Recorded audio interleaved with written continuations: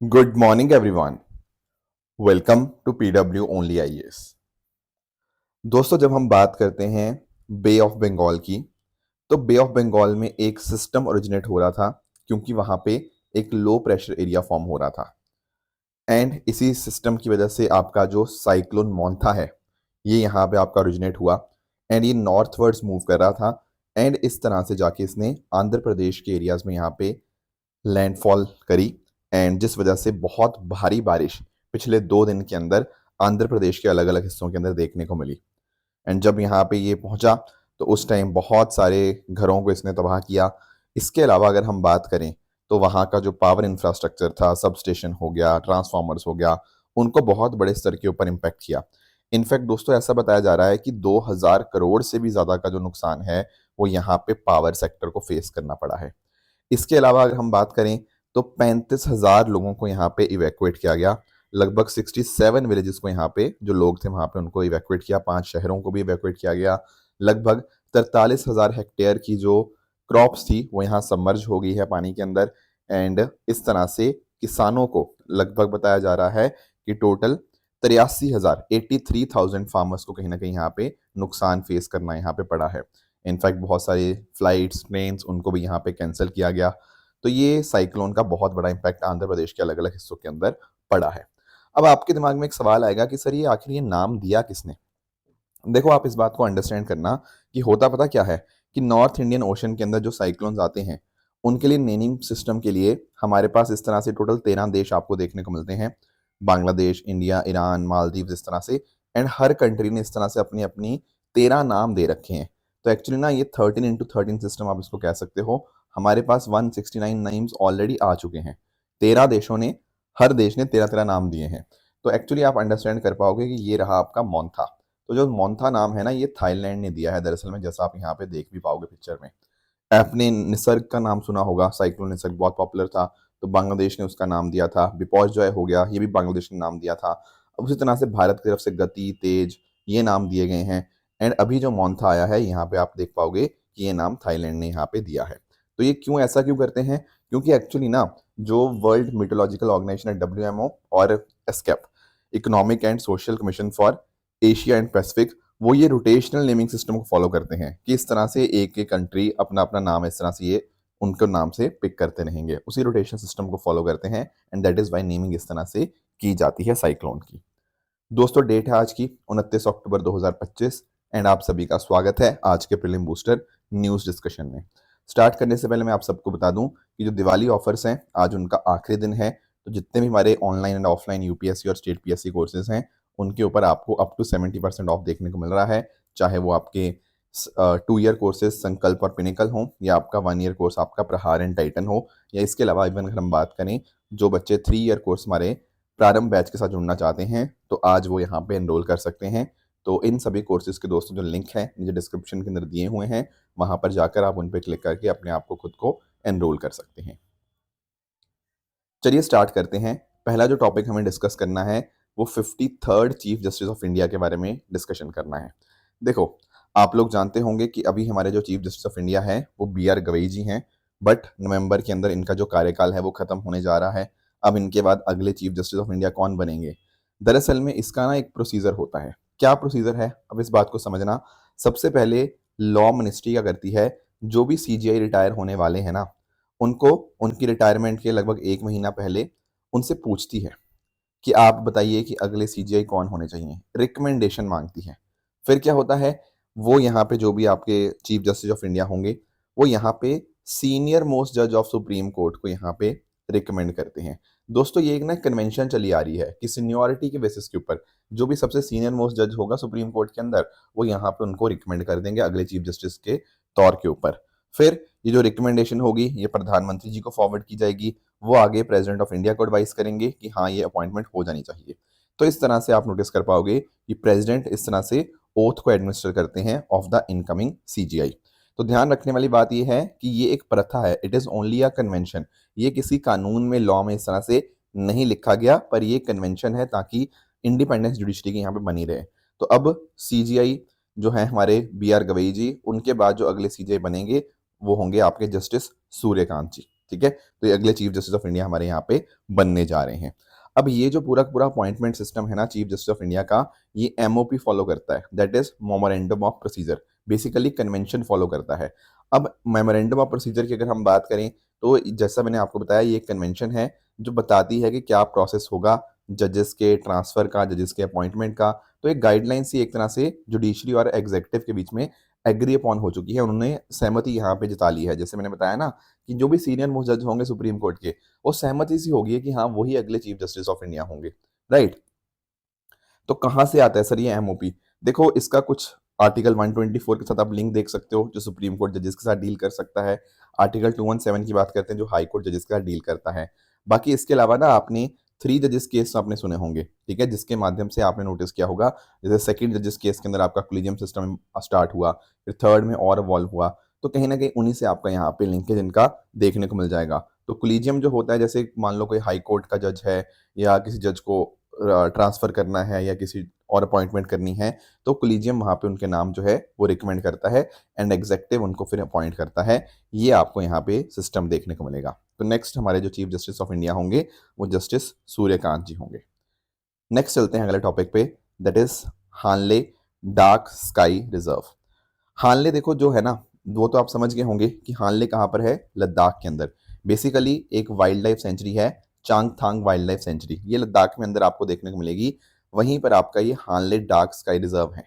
Question आता है ये डार्क स्काई रिजर्व होता क्या है? देखो आप अंडरस्टैंड करो। अब देखो दिल्ली में या बाकी और एरिया में तो काफी पोल्यूशन वगैरह है। पोल्यूशन मतलब मैं सिर्फ एयर पोल्यूशन की बात नहीं कर रहा, मैं लाइट पोल्यूशन की बात भी कर रहा हूँ। कहने का मतलब आप कभी रात को यहाँ पे देखना, आप तारे देखने की कोशिश करना, आपको तारे नहीं दिखते हैं या बहुत कम तारे दिखते हैं, राइट। पर अगर आप कभी हानले जाओगे ना, हानले लद्दाख में, तो वहां पे लाइट पोल्यूशन ना के बराबर है। अब ना के बराबर है तो भाई कोई बंदा यहाँ से नीचे से बैठ के तारे देखने करेगा तो उसको बहुत क्लियर स्काई दिखेगी, बहुत ही शानदार स्काई। तो हमने पता क्या कर दिया, हमने इंडिया का पहला डार्क स्काई रिजर्व जो बनाया था ना, वो हानले डार्क स्काई रिजर्व बनाया था। एक ऐसा एरिया जिसको हम प्रोटेक्ट करके रखें, जहां पर लाइट पोल्यूशन ना के बराबर हो, वहां पे विजिबिलिटी बहुत ही शानदार हो, ठीक है। तो ऐसा जो सिस्टम होता है ना, ये इको टूरिज्म को भी बहुत ज्यादा प्रमोट करता है। तो इसीलिए भारत ने हानले लद्दाख के अंदर ये फर्स्ट डार्क स्काई रिजर्व यहाँ पे बनाया था, ठीक है। अब आज के समय अगर हम बात करें, आज के समय बहुत सारे लोग आ रहे हैं, विजिट कर रहे हैं, बहुत अच्छा लग रहा है उनको कि भाई बहुत ही अच्छे ढंग से मेंटेन्ड है ये इंडिया का पहला dark sky reserve. Night sky की जो क्वालिटी होती है ना, वो बहुत अच्छे से प्रिजर्व्ड है। तो इसमें आप अंडरस्टैंड कर पाओगे कि इसमें हम एस्ट्रो टूरिज्म को भी प्रमोट कर रहे हैं। अब सवाल आता है सर टूरिज्म तो पता है, ये एस्ट्रो टूरिज्म क्या होता है? एस्ट्रो टूरिज्म होता है जब आप कुछ सेलेस्टियल फिनोमेना को ऑब्जर्व करते हो, मतलब जैसे फॉर एग्जांपल तारों को देखना, ये एस्ट्रो टूरिज्म है। एस्ट्रोनॉमी के इवेंट्स को अंडरस्टैंड करना, ये एस्ट्रो टूरिज्म कहलाएगा। ऑब्जर्वेटरी वगैरह को विजिट करना जहाँ पे लाइट पोल्यूशन कम होती है, वो सारा एस्ट्रो टूरिज्म के अंतर्गत आ जाता है। बाकी इसके अलावा साइंटिफिक रिसर्च तो प्रमोट होना ही होना है। तो ये कैसे स्टैब्लिश हुआ था? बिकॉज एक मेमोरेंडम ऑफ अंडरस्टैंडिंग साइन हुआ था between Indian institute of astrophysics, UT of Ladakh and आपका लद्दाख हिल डेवलपमेंट काउंसिल के बीच में। अब इसको यहाँ पे रिकॉग्निशन मिल गया था। इनफैक्ट ना जो इसको ना एक आप ऐसा कह लो कि इसकी रेटिंग भी की गई है, तो रेटिंग में सबसे शानदार रेटिंग यहाँ पे इसको मिली हुई है। I discuss this in a couple of minutes, पर आप ऐसा समझ लो कि हानले डार्क स्काई रिजर्व को सबसे बेस्ट रेटिंग यहाँ पे मिली है। इसकी रेटिंग ना 1 से लेकर 9 के बीच में होती है। जितना 1 होगा उतना ही ज्यादा शानदार डार्क स्काई रिजर्व होगा या इतना ही शानदार क्लियर स्काई होगी वहां पे। तो वहां पे हानले के अंदर शानदार स्काई आपको बहुत ही क्लियर देखने को मिल जाती है। बाकी पर्टिकुलेट मैटर ना के बराबर होता है, लाइट पोल्यूशन भी बहुत ही कम होता है, तो इसीलिए बहुत अच्छी कंडीशंस आपको यहाँ पे देखने को मिल जाती हैं। तो इसी पर्टिकुलर ऑब्जर्वेटरी के अंदर आपको हिमालयन चंद्रा टेलीस्कोप देखने को मिल जाएगा, ग्रोथ इंडियन टेलीस्कोप हो गया, high altitude gamma ray telescope array, major आपका एटमॉस्फेरिक चेरेनकोव एक्सपेरिमेंट। तो बहुत सारे ऐसे अलग अलग आपको डिफरेंट डिफरेंट टेलीस्कोप्स देखने को मिल जाएंगी। रीजन उसका यही है, जब स्काई साफ है तो टेलीस्कोप से भी चीजें आराम से दिखेंगी। तो हिमालयन नाइट स्काई को प्रिजर्व करने के लिए बहुत सारे काम किए गए हैं। जैसे फॉर एग्जांपल लोगों को, जो वहाँ के लोकल लोग हैं ना, उनको यहाँ पे लैंप शेड डिस्ट्रीब्यूट करी गई हैं, ब्लैकआउट कर्टेन, मतलब देखो ना, आप अपने घरों की अगर लाइट बहुत ज़्यादा जला के रखोगे तो उससे लाइट पोल्यूशन होता है। तो आपको ऐसा कर्टन दिए जाते हैं कि बाहर बहुत ज़्यादा रोशनी ना आए, तो भाई जो आप सितारों के अंदर, तारों के अंदर जब आप ऐसे मूव करते हैं ना, तो आपको लगता है कि आप अंधेरे में मूव कर रहे हैं, पर तारों की रोशनी के अंदर आप मूव कर रहे हैं। तो बहुत ही शानदार इस तरह से स्काई आपको देखने को मिल जाएगी। तो ऐसे लोगों को, घरों को इस तरह के बल्ब्स दिए गए हैं जो बाहर बहुत ज़्यादा नाइट पोल्यूशन ना करे। इसके अलावा हमने एस्ट्रोनॉमी एम्बेसडर बनाए हैं, मतलब जो वहाँ के लोकल लोग रहते हैं जो हालने में, उनको क्या किया गया, उनको ट्रेनिंग दी गई कि आपका काम क्या होगा ना, कि जो भी लोग बाहर से घूमने आएंगे यहाँ पे, आप उनको मदद करेंगे, उनको समझाएंगे पूरा का पूरा कि कैसे नाइट स्काई टूर होता है यहाँ पे, तो तारों के अंदर कैसे मूव करना है, कहाँ कहाँ से मूव करना है, कैसे चीज़ें देखनी है। तो आप गाइड की तरह काम करोगे, तो गाइड की तरह काम करोगे तो लोकल यूथ जो होगा वो भी कुछ चार पैसे कमा पाएगा इससे। तो दोनों चीज़ों को यहाँ पे कंबाइन किया गया है। उसके अलावा अगर हम बात करें, हर साल यहाँ पे स्टार पार्टी होती है, मतलब बहुत सारे फोटोग्राफर्स, टूरिस्ट आते हैं इकट्ठे, एंड इस तरह से मिलकर इस चीज़ को ऑब्जर्व करते हैं। तो बहुत सारे फिनोमेना पास में देखे भी गए हैं, जैसे for example zodiacal light. Basically जब सनलाइट स्कैटर होती है डस्ट से, उसको यहाँ पे देखा गया।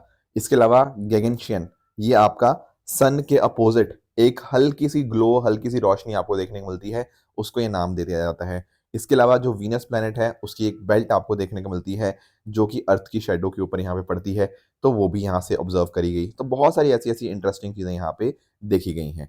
आने वाले समय के अंदर यहाँ पे छोटा सा प्लानिटेरियम बना दिया जाएगा, एक एस्ट्रो ग्लोब डोम बना दिया जाएगा। एक्चुअली पता क्या होता है, आपके लद्दाख में बहुत ठंड पड़ जाती है, तो ठंड के समय के ऊपर लोग देख नहीं पाते स्काई को, तो क्यों ना एक काम किया जाए कि ऐसा एक डोम बना दिया जाए। अब आप, ठंड कम लगेगी आपको, but at the same time आप यहाँ पे स्काई को स्टार गेज भी यहाँ पे कर पाओगे। बाकी जो हमारी लोकल नॉलेज है उसके साथ भी इसको कंबाइन किया जा रहा है, वहाँ पे लोकल फोक सॉन्ग्स हो गया, ठीक है ना, तो साइंस को कल्चर के साथ भी यहाँ पे रिलेट करने की कोशिश की जा रही है। मैंने आपको अभी बोला था ना कि मैं आपको रेटिंग के बारे में बताऊंगा। एक्चुअली ना जो हानले डार्क स्काई रिजर्व को जो रेटिंग मिली है वो 1 रेटिंग मिली है। बेसिकली ये किसके ऊपर 1 रेटिंग है, बॉटल स्केल के ऊपर। बॉटल स्केल आपका 9 लेवल का आपका मेजर है कि कितनी नाइट स्काई डार्कनेस है, कितना अच्छे से आप एस्ट्रोनॉमी को व्यू कर पाओगे। तो 1 से लेकर 9 तक रेटिंग दी जाती है। जितना ज़्यादा 1 की तरफ होगा, जैसे 1 है, 1 का मतलब होता है डार्क स्काई बहुत ही शानदार है, लगभग ना के बराबर लाइट पोल्यूशन है। हानले को यही दर्जा मिला हुआ है 1 का। अगर मान लो 9 होता है, 9 का मतलब होता है जैसे दिल्ली जैसे शहर हो गया, ठीक है ना, कि यहाँ से मतलब केवल जो बहुत ज़्यादा ब्राइट तारे होंगे बस वही दिखेंगे, बाकी सब नहीं दिखेंगे। गाँव वगैरह के अंदर जो होता है वो 3, 4, 5 इस तरह से आपका क्लास, आपको 3, 5 क्लास देखने को मिल जाएगी। यहाँ पर भी मतलब थोड़ा बहुत लाइट पोल्यूशन होता है, पर कुछ चीज़ें दिख जाती हैं, ठीक है। तो ये इस तरह से रेटिंग आपको देखने को मिलेगी। दुनिया भर में अगर हम बात करें, कुछ एग्जांपल हैं, जैसे for example Atacama desert Chile के अंदर, इसको भी क्लास 1 में दिया हुआ है। उसके अलावा माउना किया हवाई में, नमीब डेजर्ट नमीबिया में, हिमालयन के कुछ जैसे आपका लद्दाख पीसी में आ गया, ऑस्ट्रेलियन आउटबैक हो गया। ये सारे वो रीजन हैं जो थोड़ा दूर है, लोगों से, पॉपुलेशन से थोड़ा दूर है। दैट इज़ वाई वहाँ पे क्या होता है कि लाइट पोल्यूशन ना के बराबर होता है, एंड पूरी की पूरी मिल्की वे आपको यहाँ पे आराम से दिख जाती है। तो ये कुछ बातें थी जो आपको हानले डार्क स्काई रिजर्व के बारे में पता होनी चाहिए। नेक्स्ट आते हैं दोस्तों अगले टॉपिक पे, that is your Dogri language. इसको अंडरस्टैंड करते हैं। देखो भारत के अंदर अगर हम बात करें तो आप लोग जानते होंगे कि हमारे पास 8 शेड्यूल है। 8 शेड्यूल के अंदर आपको टोटल 22 लैंग्वेजेस आपको देखने को मिलेंगी, है ना। एंड 22 लैंग्वेजेस के अंदर नाम आने का मतलब यही होता है कि आप उस लैंग्वेज के अंदर पब्लिक सर्विस एग्जाम के लिए एलिजिबल हो जाते हैं। सरकार भी उस पर्टिकुलर लैंग्वेज को प्रमोट करने के लिए, उसको आगे बढ़ाने के लिए फंडिंग प्रोवाइड करती है। बाकी इसका एजुकेशन में, कम्युनिकेशन में, एडमिनिस्ट्रेशन में अलग अलग राज्य के स्तर पे और देश के स्तर पे उसका इस्तेमाल भी होता है। तो डेफिनेटली किसी लैंग्वेज को प्रोटेक्ट होने के लिए बहुत इंपॉर्टेंट बन जाता है 8 शेड्यूल का पार्ट होना, और उससे बहुत ज़्यादा प्रमोशन उसको मिल जाती है। बाकी इसके अलावा आप लोग स्टेट लैंग्वेज के बारे में भी जानते होंगे। जैसे मैं अगर मैं बात करूँ आपके जम्मू कश्मीर की डिफरेंट डिफरेंट आपको स्टेट लैंग्वेजेस देखने को मिलेंगी। जैसे फॉर एग्जांपल कश्मीरी हो गया, डोगरी हो गया, उर्दू हो गया, हिंदी हो गया, इंग्लिश हो गया। तो ये सारी अलग अलग स्टेट लैंग्वेजेस हो जाती हैं। बेसिकली अगर मान लो कोई ऑफिशियल बिजनेस है स्टेट का, कोई काम काज है, कोई कम्युनिकेशन है, कोई और बात चीज़ है, वो इन लैंग्वेजेस के अंदर भी यहाँ पे आपकी कम्युनिकेट की जाती है। तो हर स्टेट अपने अपने हिसाब से अपनी अपनी ऑफिशियल लैंग्वेजेस चूज कर सकता है। पर देखो कुछ लैंग्वेजेस ना बहुत ज़्यादा खतरे में होती हैं, उनको हम बोलते हैं एंडेंजर्ड लैंग्वेजेस। जैसे यूनेस्को है ना, तो यूनेस्को दरअसल में लैंग्वेजेस के कॉन्टेक्स्ट में लेवल देता है। एक लेवल है आपका, मतलब से एक तो कहता सेफ, सेफ मतलब एंडेंजर्ड है ही नहीं, एक्सटिंक्ट मतलब खत्म हो गई है। एक बिल्कुल सही है, एक बिल्कुल खत्म हो गई, उसके बीच में 4 कैटेगरीज आती हैं। एक है वल्नरेबल, एक है डेफिनेटली एंडेंजर्ड, एक है सिवियरली एंडेंजर्ड, एक होता है क्रिटिकली एंडेंजर्ड। क्रिटिकली एंडेंजर्ड के अगला स्टेप जो आता है वो एक्सटिंक्ट हो जाता है। तो लैंग्वेजेस भी देखो, जब लोग नहीं बोलते उनको, जब लोग थोड़ा मतलब जब लेट्स से इंग्लिश की तरफ ज़्यादा मूव कर जाते हैं या एक ऐसी लैंग्वेज की तरफ मूव कर जाते हैं जो कि एक कॉमन लैंग्वेज हो जाती है, तो अपनी अपनी वो रीजनल लैंग्वेजेस को भूल जाते हैं। दैट इज़ वाई वहाँ पे जो लैंग्वेजेस हैं वो इंडेंजर्ड होकर एक दिन एक्सटिंक्ट हो जाती हैं। तो भारत में बहुत सारी लैंग्वेजेस इस तरह से इंडेंजर्ड हैं। Andamanese language, Toda, Kusunda, Sentinelese, मैंडियाक, बहुत सारी ऐसी लैंग्वेजेस भारत देश में इंडेंजर्ड है, राइट। इनफैक्ट यूनेस्को ने तो ये भी बोला है कि भारत तो टॉप के ऊपर आता है उन लिस्ट में जहाँ पे बहुत ज़्यादा खतरा है बहुत सारी लैंग्वेजेस को खत्म होने का। तो उनमें से एक लैंग्वेज का नाम है डोगरी लैंग्वेज। देखो डोगरी लैंग्वेज बहुत सारे लोग बोलते हैं, इसमें कोई डाउट की बात नहीं है। 26 लाख के आसपास लोग बोलते हैं, पर ये नंबर काफी तेजी से कम हुआ है, बहुत तेजी से। इसका रीजन क्या है? इसका रीजन यही है कि दोस्तों कि आज के समय लोग थोड़ा इंग्लिश की तरफ ज्यादा मूव कर गए हैं, लोकल लैंग्वेजेस का कम इस्तेमाल करते हैं। जो नया युवा पीढ़ी है उसको ये लैंग्वेज आती नहीं है या कम आती है, ठीक है ना। तो दैट इज वाई यहाँ पे ये लैंग्वेज बहुत बड़े स्तर के ऊपर डिक्लाइन कर रही है। भारत ने इस तरह से 50 साल के अंदर लगभग 220 लैंग्वेजेस को हमने खो दिया है। अब ये लैंग्वेजेस एक्सटिंक्ट हो चुकी हैं। थोड़ा सा और बात करें डोगरी लैंग्वेज के बारे में, तो ये दरअसल में एक इंडो आर्यन लैंग्वेज है। बेसिकली जम्मू रीजन के अंदर ये बोली जाती है। डोगरा का जो कल्चर है, उनकी आइडेंटिटी का बहुत इंपॉर्टेंट पार्ट है ये डोगरा लैंग्वेज। 2003 में इसको 8 शेड्यूल के अंदर ऐड किया गया था। तो जो 22 शेड्यूल्ड लैंग्वेजेस है ना, उनमें एक नाम आपको डोगरी लैंग्वेज भी देखने को मिल जाएगा। 2020 के अंदर जो जम्मू कश्मीर की 5 ऑफिशियल लैंग्वेजेस थी, उनके अंदर भी इसको यहाँ पे डिक्लेयर किया गया। मैंने बताया ना, जम्मू कश्मीर में 5 ऑफिशियल लैंग्वेजेस हैं। एक तो कश्मीरी हो गया, डोगरी, उर्दू, हिंदी और इंग्लिश, ठीक है। इसके अलावा अगर हम बात करें, यूनेस्को ने बहुत सारी इस तरह से वल्नरेबल और एंडेंजर्ड को यहाँ पे कैटेगराइज किया है। और डोगरी जो है ना, वो इसी लिस्ट की तरफ धीरे धीरे मूव कर रही है, क्योंकि डोगरी लैंग्वेज के जो बोलने वाले लोग हैं वो कम होते जा रहे हैं। इसके अलावा ये जम्मू में तो बोली जाती है, उसके अलावा कुछ हिमाचल प्रदेश, नॉर्दर्न पंजाब के एरियाज में भी, एंड इनफैक्ट कुछ पाकिस्तान के एरियाज के अंदर भी यहाँ पे बोली जाती है। एंड जो भी लोग कश्मीर से, जम्मू से गए हैं, वो भी अलग अलग हिस्सों में जाके इस पर्टिकुलर लैंग्वेज को बोलते हैं। अब इस लैंग्वेज के बारे में बड़ी ही कुछ इंटरेस्टिंग बातें भी हैं। जैसे फॉर एग्जाम्पल इसमें 10 वॉल्स और 28 कॉन्सोनेंट्स आपको देखने को मिल जाते हैं। पर इसमें ना आपके बोलचाल के तरीके में बड़ा फर्क आ सकता है। कहने का मतलब, जैसे फॉर एग्जाम्पल एक होता है नेजलाइजेशन।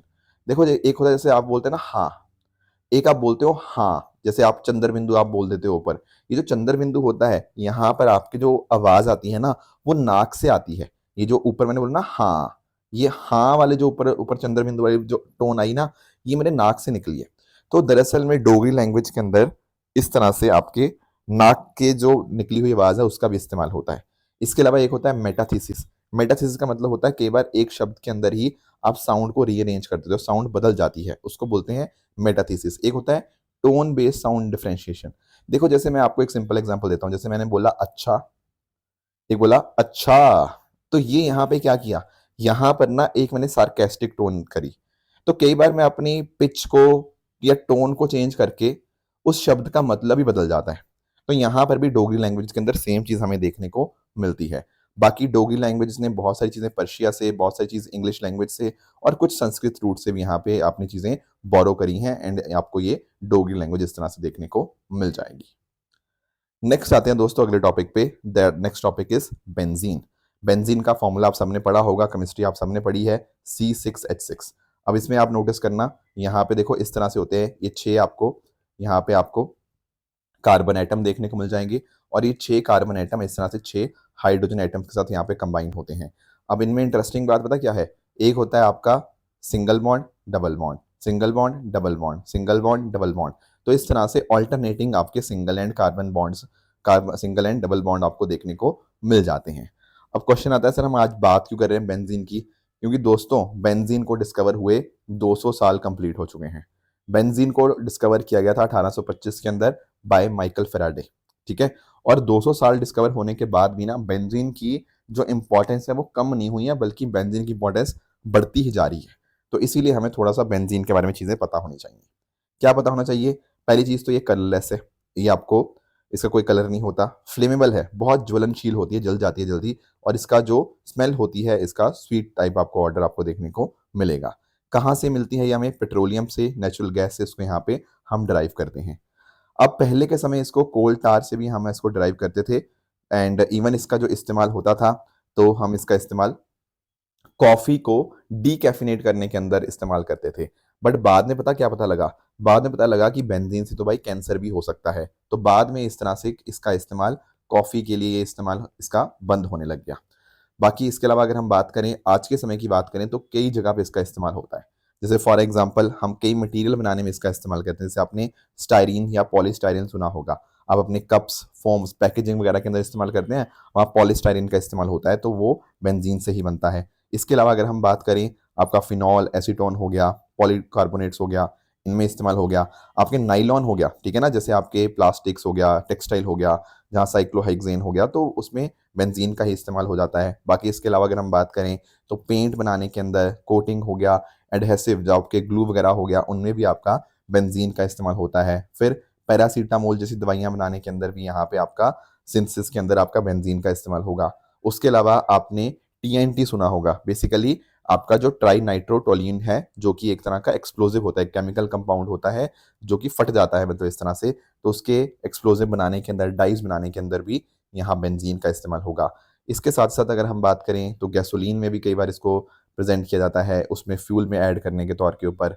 फिर लैब्स के अंदर इस्तेमाल किया जाता है अलग अलग केमिकल रिएक्शंस के लिए। तो बहुत सारे इस तरह से पॉलीमर्स बनाने के लिए भी इनफैक्ट इसका इस्तेमाल आपको देखने को मिल जाएगा। जैसे आपका पॉली अनाइनिल जो हो गया, वो सेंसर्स के अंदर कि आपका क्रोजन ना हो, आपका जो आपका कई बार चीज़ें जंग लग जाती है ना, तो जंग ना लगे, उनकी कोटिंग्स ऐसी डेवलप की जाती हैं, तो वहाँ बेंजीन का भी इस्तेमाल होता है। पॉलीमर एलईडीज के अंदर भी इनका इस्तेमाल होता है। तो बहुत सारे एप्लीकेशंस आपको बेंजीन के देखने को मिल जाएंगे। ठीक है, फायदे कई सारे हैं पर कई सारे नुकसान भी हैं। जैसे खासकर मैंने आपको स्टार्टिंग में बताया कि बेंजीन के साथ ज़्यादा इस्तेमाल करना कहीं ना कहीं आपको कैंसर के साथ भी आप पे इफेक्ट कर सकता है। जैसे फॉर एग्जांपल ल्यूकेमिया हो सकता है, जो कि एक ब्लड फॉर्मिंग टिश्यूज का कैंसर ही है। In fact international agency for research on cancer ने बेंजीन को ग्रुप 1 कार्सिनोजेनिक का दर्जा भी यहाँ पे दिया हुआ है। बाकी इसके अलावा ब्लड डिसऑर्डर हो सकते हैं। जैसे एक होता है एप्लास्टिक एनीमिया। बेसिकली पता क्या होता है, कई बार आपकी जो बोन मैरो है ना, वो इतने ब्लड सेल नहीं प्रोड्यूस करती। जब ब्लड सेल नहीं प्रोड्यूस होंगे तो थकावट फील होगी, थकावट फील होगी तो इन्फेक्शन बहुत जल्दी हो जाता है, कई बार ब्लीडिंग वगैरह भी जल्दी हो जाती है। तो इसके पीछे भी कई बार आपका जो रीज़न रहता है वो बेंजीन का ही रहता है। बाकी कम समय के लिए अगर आप बेंजीन से एक्सपोज होते हो तो उससे आपका सर दर्द हो गया, थकावट हो गया, ये फील होती है। लंबे समय के लिए होता है तो ल्यूकेमिया वगैरह जैसी चीज़ें भी हो सकती हैं।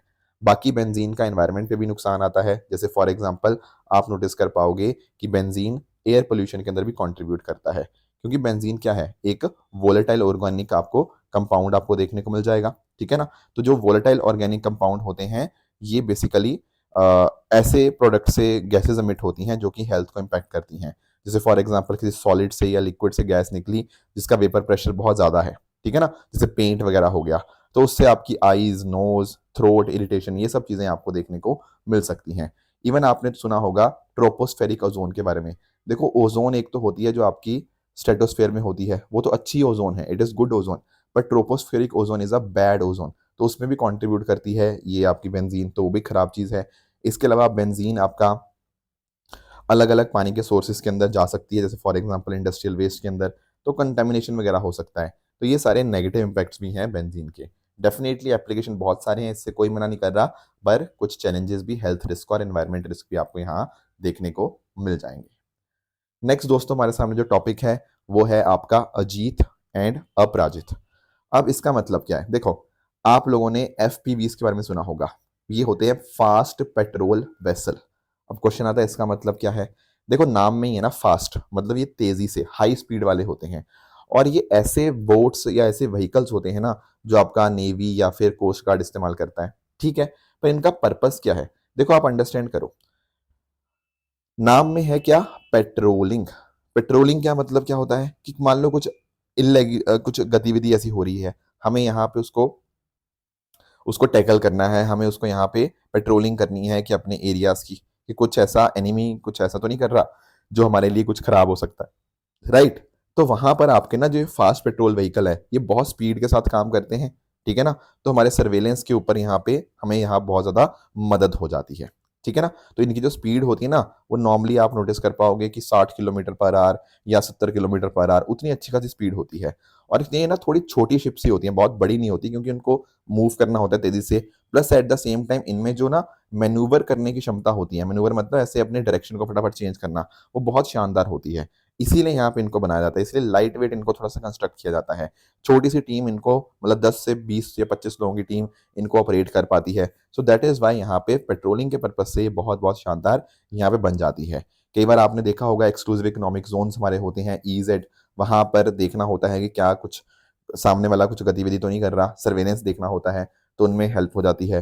फिर फिशरीज के प्रोटेक्शन के लिए, स्मगलिंग वगैरह रोकने के लिए, पायरेसी रोकने के लिए, कोई कई बार ऐसा होता है कि कई बार डिस्ट्रेस कॉल आ जाती है, हमें यहाँ पे कोई सामने कोई शिप है या कुछ और है, वो काफ़ी मुश्किल में है, तो हमें सर्च एंड रेस्क्यू ऑपरेशन वहाँ पे कंडक्ट करना पड़ता है, बॉर्डर सिक्योरिटी इंश्योर करनी पड़ती है।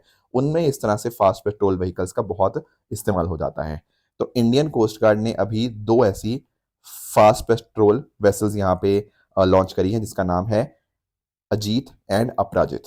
किसने बनाया इनको? गोवा शिपयार्ड लिमिटेड के द्वारा। इससे भारत की जो आप नोटिस कर पाओगे कि हमारी जो क्षमता है वो काफ़ी ज़्यादा बढ़ जाएगी सर्वेलेंस की। इसके अलावा हमने जो फास्ट पेट्रोल वेसल्स भारत में बनाई हैं, उनमें 7th और 8th वेसल आपको यही आपको देखने को मिल जाएंगी। बाकी इसके अलावा अगर हम बात करें तो इनका जो लेंथ है वो 52 मीटर है और डिस्प्लेसमेंट इनका 320 टन है। एंड यहाँ पे आपको प्रपल्शन सिस्टम जो है ना, वो आपका कंट्रोलेबल पिच प्रोपेलर आपको देखने को मिलेगा।